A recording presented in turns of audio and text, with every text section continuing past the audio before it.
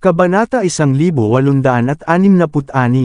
Pinakawalan ni Justin Walker ang isang buntong hininga matapos makita na tumango si Harvey York, pagkatapos ay tahimik na sinabi, "Harvey. Kahit na hindi pa natutugunan ang mga kondisyon, ipinakita ko sa iyo ang aking katapatan. Inaasahan kong magagawa mo ang iyong makakaya upang pagalingin si Angelina John. Mangyaring huwag sabihin sa akin na maghihintay ka hanggang bukas. Pagdating ng araw na iyon, maaaring manatili lamang siya na lantang gulay sa buong buhay niya." Tumawa si Harvey, "Hindi masama, kahit papaano nakikita kong taos-puso ka. Huwag kang mag-alala, palagi kong sinusunod ang aking salita." Sinenyasan niya ang iba na umalis sa silid para sa oras at lumakad patungo kay Angelina. Kinuha ni Harvey ang isang surgical blade habang tinitingnan si Angelina, na kasing tigas ng isang bato, pagkatapos ay hiniwa mismo sa kanyang palso. Ang isang stream ng dugo na puno ng malamig na hangin ay lumabas, na pinalamig ang silid. Kasabay ng tanawin, si Angelina ay makikita na mabilis na lumambot. Tinapik ni Harvey ang kanyang ulo ng gaanong sandali, at naging dahilan upang makatulog siya. Pagkalipas ng ilang minuto, pagkatapos ay lumakad si Harvey mula sa silid na hindi matatag. Agad na sumugod si Justin matapos makita si Harvey, pagkatapos ay bumulong, "Sir York, paano ang kanyang kalagayan?" Mahinahon na sumagot si Harvey, "Naaksyonan ko na ang kanyang sakit. Madyay gising siya pagkatapos ng maikling oras. Kuhanan mo lang siya ng isang doktor upang makondisyon ang kanyang katawan pagkatapos nito." "Mabuti, magaling iyon." Nakamamangha. Natuwa si Justin matapos marinig ang mga sinabi ni Harvey. Ang pagkabahala at pagkapagod sa kanyang mukha ay nawala ng buo. Si Dr. Frost at ang iba pa ay napabuntong hininga. Hindi na nila kailangang magdusa pa sa pagtrato kay Angelina. Matapos ang isang masusing pag-check-up, nalaman nila na ang matigas na katawan ni Angelina ay nawala na. Sa wastong pangangalaga, babalik siya sa normal. Matapos tingnan ang mga resulta, hindi makakatulong si Justin ngunit purihin si Harvey. "Sir York, tunay kang likas na matalino. Humahanga ako." Talagang tumingin si Justin kay Harvey sa sandaling iyon. Kung ang dalawa ay hindi magkalaban sa bawat isa, si Justin ay hihinto sa wala upang magkaroon si Harvey bilang kanyang subordinate. Nakakahiya na ang lahat ng iyon ay panaginip lamang. Ang sakit ni Angelina ay talagang gumaling. Malabo na tumawa si Harvey. Ngunit pinakamahusay na manatili siya sa kama habang nagpapagaling siya at hindi na mag-isip ng iba pa. Ang isang matigas na katawan ay ang unang sintomas lamang ng mabaliw na sakit. Ang pangalawang sintomas ay tinatawag na fiery passion. Hindi mo pinakamahusay na subukang malaman kung paano ayusin ang sintomas at hintayin akong harapin ito. Kung hindi ka maghintay, baka hindi ko ito pakiitunguhan ng lubusan. Pagkatapos ng lahat, hindi ako doktor. Tinapik ni Harvey ang balikat ni Justin, pagkatapos ay sinabi, "Makikita-kita bukas, Deputy Branch Leader Walker. Makikipag-usap ako sa problema ng iyong ginang bukas." Biglang nagyelo ang ekspresyon ni Justin. Ang kanyang ekspresyon ay lubos na kakilakilabot. Pagkatapos ay ngumiti siya habang naniningkit ang mga mata, pagkatapos ng ilang sandali. "Bata, hindi ka masyadong maginoo dito upang magbigay sa maliit na mga detalye." Naturally, alam ni Justin na hindi kailanman pagagalingan ni Harvey si Angelina sa kanyang mabaliw na sakit, kung hindi nakuha ni Kate Walker at ng kanyang ina ang isang patas na pahayag. Sa madaling salita, hindi lamang siya pinagkakatiwalaan ni Harvey, galit na galit si Justin sa sandaling ito. Siya ay lubos na taos-puso, ngunit bakit hindi pa rin siya pinagkakatiwalaan ni Harvey? Hindi niya planong bigyan sila ng pahayag sa unang lugar. Inihanda pa niya ang ilang mga hakbang sa kaligtasan tungkol sa pagtaas ng kapangyarihan ni Kate. Kukunin niya ang posisyon bilang CEO at ipapahayag sa parehong araw. Maraming salamat sa lahat ng sumusubaybay. Please subscribe and follow my YouTube and Facebook channel, Filipino Novel. Maraming salamat po. Pagkatapos ay sumagot si Harvey York, Deputy Branch Leader Walker, maraming taon na kayong nagtatrabaho sa ngayon. Paano ka pa rin walang kahulugan? Huwag kailanman magkaroon ng puso upang makapinsala sa iba. Ngunit laging panatilihin ang iyong bantay laban sa iba. Wala ka bang ideya kung bakit ako nag-iingat sa paligid mo? Si Justin Walker ay gaanong natawa. Panigurado, Sir York. Gagawin ko ang aking makakaya upang makipagtulungan para sa aking asawa. Ngumiti lang si Harvey. Dinala niya si Kate Walker at pagkatapos ay umalis. Ang mga mata ni Justin ay kumikinang sa sandaling wala na si Harvey, pagkatapos ay nag-dial siya ng isang numero sa kanyang telepono. Prince Jean, bibigyan ko ng pahayag si Kate bukas sa Walker Family Club. Kasabay nito, ipapahayag ko sa kanya ang inyong kasal. Tama, ang lalaking nagngangalang Harvey ay madaling talunin si Chief Leonard Bray. Hindi ko magagawa ang tungkol sa kanya. Inaasahan kong magkaroon ka ng isang plano laban sa kanya, Prince. Pinakamainam na makitungo kayo sa kanya ng permanente bago makuha ni Kate ang kanyang pahayag.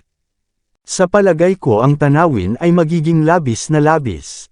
Ang telepono ay naghang ng walang tunog. Isang ngiti na lumabas sa mukha ni Justin. Kinabukasan, ang lahat ay mangyayari sa nag-iisang araw na iyon. Kinabukasan, sa wakas ay haharapin niya ang sakit ni Angelina. Sa susunod na araw, magiging pamilya na din sila kasama ang pamilyang Jean ng Mordo. At sa susunod na araw, matagumpay niyang makuha ang posisyon ng pinuno ng sangay ng Mordo's Longmen Branch.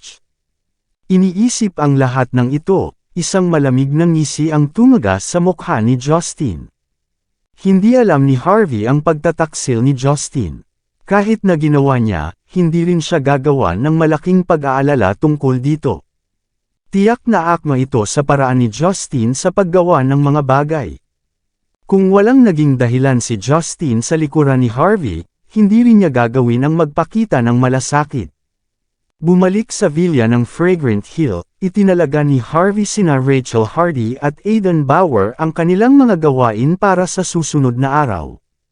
Ang dalawang iyon ay nakumpleto na ang karamihan sa mga gawain sa nakaraang ilang araw.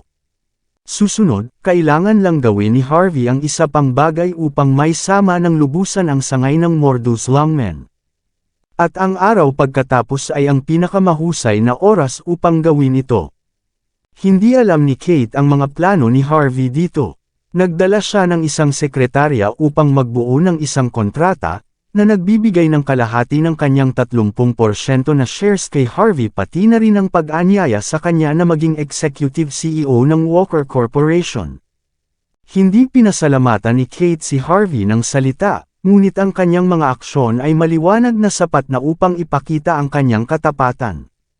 Nais ni Harvey na tanggihan ang alok, ngunit maaaring itulak si Kate nina Justin at Angelina kung gagawin niya. Sa huli, nag-atubili siyang kinuha ang alok. Hindi inisip ni Harvey na siya ang magiging pangunahing shareholder ng tatlong magkakaibang kumpanya sa loob lamang ng ilang araw sa Mordo.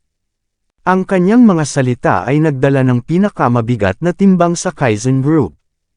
Ang Hengdian World Studios ay nasa ilalim din ng kanyang pangalan. Mayroon din siyang 15% ng shares ng Walker Corporation, na may malaking awtoridad sa kumpanya. Nang si Harvey ay naging pinuno ng sangay ng Mordo Longmen Branch, madali itong harapin ang sitwasyon ni Yvonne Xavier nang hindi pinapakilos ang iba pang mga puwersa. Dinala ni Kate si Harvey upang mag-opisina sa Walker Corporation ng alas 8 ng umaga. Ang isa sa kanila ay ang CEO, at ang isa pa ay ang Executive CEO. Mataas ang kanilang ranggo at katayuan, ngunit tiyak na hindi gagawa ng anumang trabaho si Harvey. Iyon ang dahilan kung bakit ang kanyang pamagat ay para lamang sa palabas. Alam na ni Kate na hindi makikilahok si Harvey sa negosyo ng kumpanya nang makuha niya ang posisyon. Ngunit ang pagpapalam sa isa sa kanyang sarili na maging Executive CEO ay magiging mas mahusay kaysa sa isang tagalabas na nagbabalak laban sa kanya. Sa loob ng isang malaking silid ng pagpupulong sa gusali ng Walker Corporation. Ang bawat solong mas mataas na up ng kumpanya ay naroon. Ang bawat isa sa kanila ay may awtoridad, katayuan at napaka-outspoken. Nang si Kate Walker, sa isang itim na suit, ay lumakad kasama si Harvey, na kalmado at nakolekta, lahat ay sinulyapan sila ng mga mata ng paghuhusga. Ang mga titig na iyon ay napuno ng pagkasuklam, pagdududa, at paghihimagsik, ngunit walang nagpakita ng pagsunod sa kanilang mga mata tulad ng nais ni Harvey. Naturally, sa kanilang paningin, ang biglaang pagtaas ng kapangyarihan ni Kate ay sumira sa mga benepisyo ng mga tao kasama ang kanilang mga negosyo hanggang sa puntong ito. Iyon ang dahilan kung bakit ang mga mas mataas na up ay likas na sumasalungat sa kanya.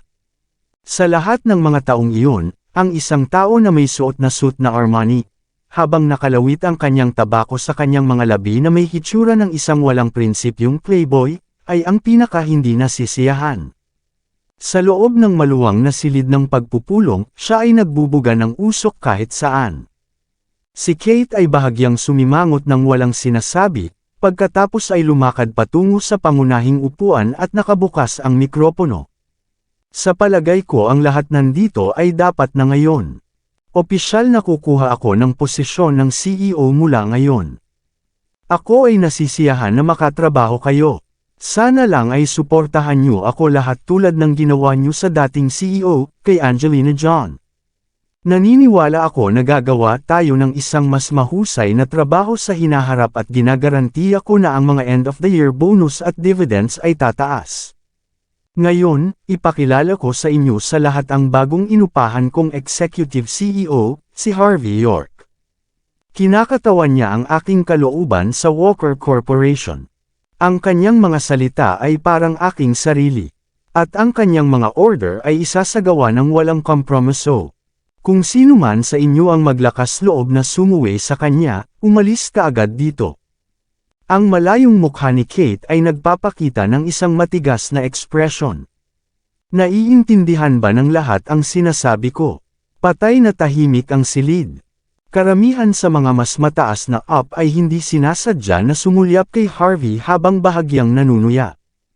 Ang mga casual na damit ni Harvey ay hindi kahit na $200. Ang kanyang pangalan ay hindi rin kilala. Hindi man lang siya nagkakahalaga sa isang malaking pagkatao. Iyon ang dahilan kung bakit naguguluhan ang mga mas mataas na up. Paano ang batang ito na wala sa kahit saan ay may kakayahan upang makakuha ng tiwala ni Kate? At sinabi pa ni Kate na ang kanyang mga salita ay parang kanyang sarili. Siya ba ay isang maalamat na pinananatiling tao na tumaas sa kapangyarihan? Nang walang pangalawang pag-iisip, lahat ay naiinis sa pamamagitan ng pagtingin kay Harvey habang napuno ng hindi masabi na inggit at paninibugho sa loob ng kanilang mga puso. Karamihan sa mga taong naruroon ay tiyak na nais rin na maging pinanatili din sa pamamagitan ni Kate. Siyempre, ang kaisipang ito ay hindi dapat sabihin sa publiko. Ang taong nakasuot ng suit ng Armani ay dahan-daang inilabas ang kanyang tabako, pagkatapos ay tumawid ang kanyang mga binti sa mesa habang pinipiga ang kanyang mga mata upang tumingin kay Harvey. Sa kanyang mga mata, ang taong ito ay pinananatiling patay. Si Harvey ay naging isang bulag na mata sa lahat at mahinahon na sumulong, pagkatapos ay inilabas ang isang mainit na ngiti. Kamusta? Ako si Harvey. Inaasahan kong makikipagtulungan sa inyong lahat. Slam! Ang taong nakasuot ng suit ng Armani ay hinampas ang kanyang kanang kamay sa mesa, agad na pinutol ang pagsasalita ni Harvey. Ang kanyang mukha ay nagpakita ng mga pagpapahayag ng pagmamataas, pangangibabaw, at pagiging boss. CEO Walker, alam ng lahat kung paano mo pinamamahalaang gawin ang posisyon na ito. Mabuti na ikaw ang CEO kahit na may mga kapareho na kakayahan, ngunit nag-upa ka pa ng isang executive CEO para sa kumpanya. Sa palagay mo ba ang kumpanyang ito ay gumagawa ng daan-daang milyong dolyar na halaga ng mga deal sa bawat solong araw, at isang lugar na maaari mong paglaruan na parang bahay? Babalaan kita ngayon. Mas mahusay mong sabihin sa iyong pinananatiling tao na lumabas dito ngayon. Kung hindi ka, magagalit ang mga shareholders dahil naging sanhi ka ng pagbagsak ng negosyo ng kumpanya. Hindi mo makaya ang mga kahihinatnan. Naningkit si Harvey York habang tinitingnan ng lalaki na may suit na Armani. Kasabay nito, siya ay casual na nagbasa sa mga dokumento sa kanyang mga kamay.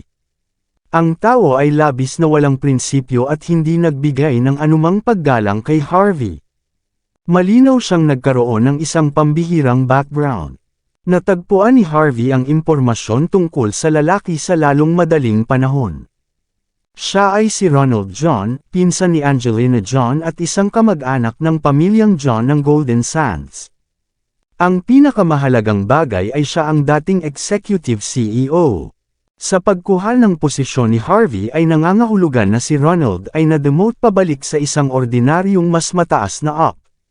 Bago pa man nagsalita si Harvey, malamig na tumingin si Kate Walker kay Ronald at sinabi, "Ronald John, mangyaring mag-isip bago ka magsalita. Alam mo mismo kung paano ko kinuha ang posisyon na ito. Hindi mo ako masisisi sa kaunting mga salita.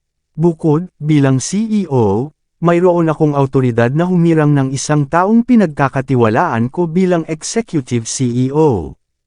Kung hindi ka nasisiyahan, magreklamo sa lupon ng mga direktor tungkol dito. Isa pang bagay, panoorin ang iyong saloobin. Ito ay isang silid ng pagpupulong, hindi ang iyong sala.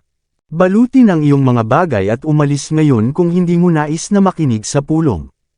Walang pumipigil sa iyo. Hey, sinasabi mo sa akin na umalis."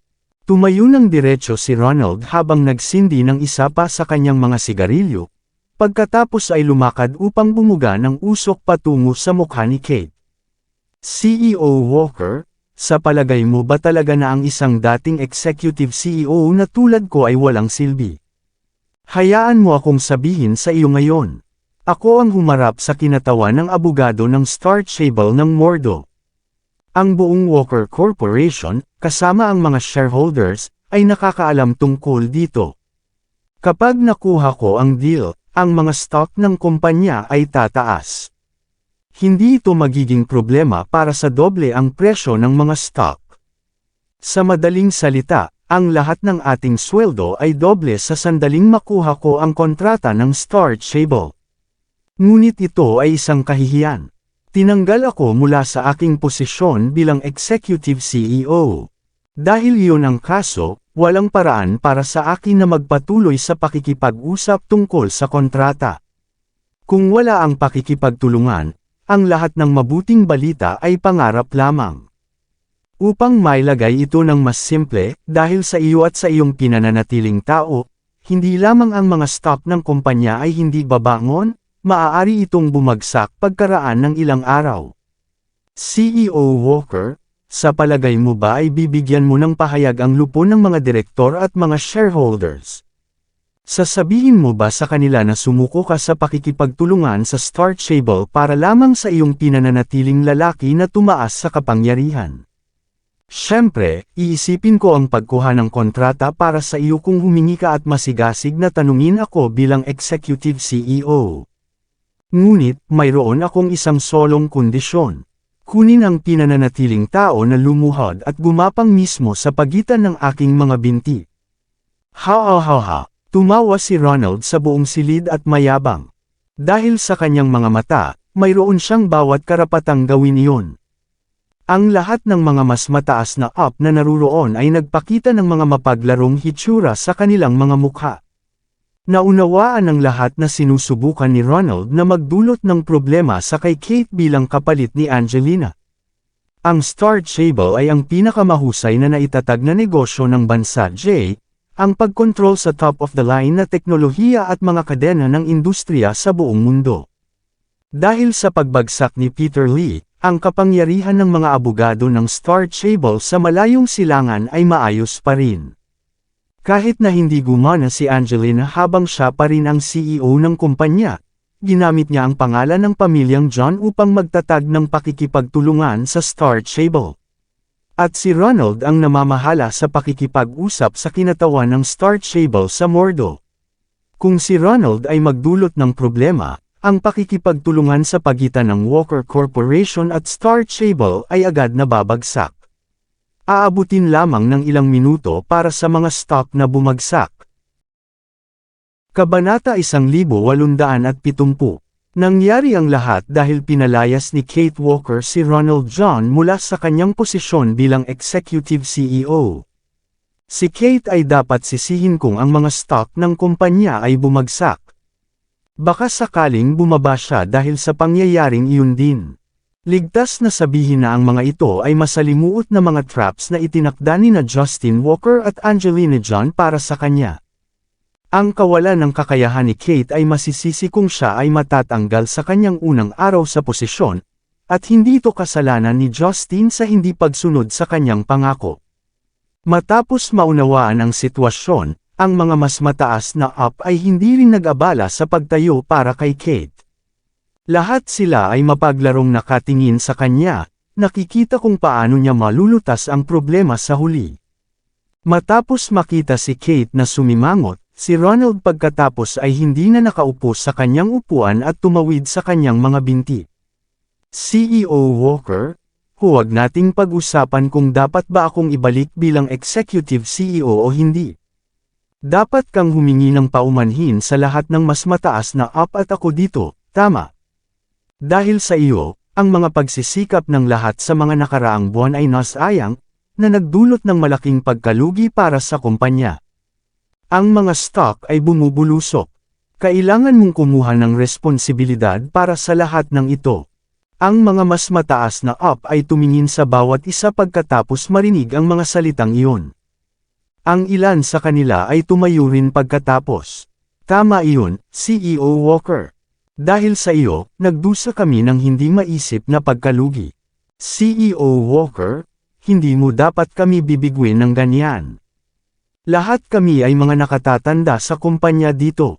Nagtrabaho kami ng tapat sa aming makakaya kahit na wala kaming nakamit. Nagpakita si Kate ng isang kakila-kilabot na ekspresyon. Pinlano niya ang halos lahat, ngunit hindi niya nakita na darating ito. Nang walang ideya si Kate kung ano ang gagawin noon, hinampas ni Harvey ang kanyang kamay sa mesa. Bang! Mga bastards kayo! Tinatawag niyo ang inyong sarili na mas mataas sa kumpanya, ngunit hindi niyo rin maiayos ang mga maliit na bagay. Mayroon ba talagang punto para dito para sa kapakanan ng abogado ng Star Cable? Tingnan niyo ang inyong sarili. Kayo ay isang bangkos lamang ng mga mayaman na tamad. Binigyan kayo ng kumpanya ng maraming pera at ginagamot kayo ng maayos, ngunit hindi niyo rin maaayos ang tulad ng isang menor de edad na problema. Pagkatapos hilingin niyo sa kay CEO Walker na harapin ang problema. Nais niyo bang kumuha siya ng responsibilidad? Bakit kailangan ng kumpanya ng anuman sa inyo ngayon? Nahuli ni Harvey ang lahat sa kanilang bantay. Kahit sina Kate at Ronald ay nagulat.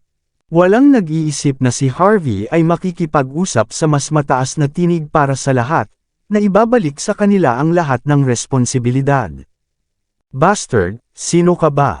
Ang ekspresyon ni Ronald ay lubos na kakilakilabot ngayon. Ito ba ang iyong sinasabi ngayon? Sampal. Walang oras si Harvey at sinampal si Ronald sa mukha niya. Si Ronald ay ipinadala na lumilipad sa susunod na sandali, na lumapag sa lupa na may parehong upuan sa kanyang likuran. Naging patay na tahimik ang silid. Lahat ay natakot. Walang nag-iisip na si Harvey ay isang taong pinapanatili na maglakas loob na tumama sa mga tao. Ang pinakamahalagang bagay ay nataman niya si Ronald. Siya ay isang bahagi ng pamilyang John. Hindi ba natakot si Harvey na magdulot ng isang kakilakilabot na gulo? Ito ba ay pinananatiling tao na matapang? Si Kate ay bahagyang nagyelo, pagkatapos ay muling nakuha ang kanyang pag-iingat pagkatapos ng ilang sandali. Nang ahas si Harvey kahit na matumbok sina Justin at Angelina. Ang paghagupit kay Ronald ngayon ay wala. Bastard, sinuntok mo ako. Talagang nang ahas ka sa akin. Tumayo si Ronald mula sa lupa. Kate Walker, papatayin ko kayong dalawa kung hindi mo ako bibigyan ng paliwanag ngayon.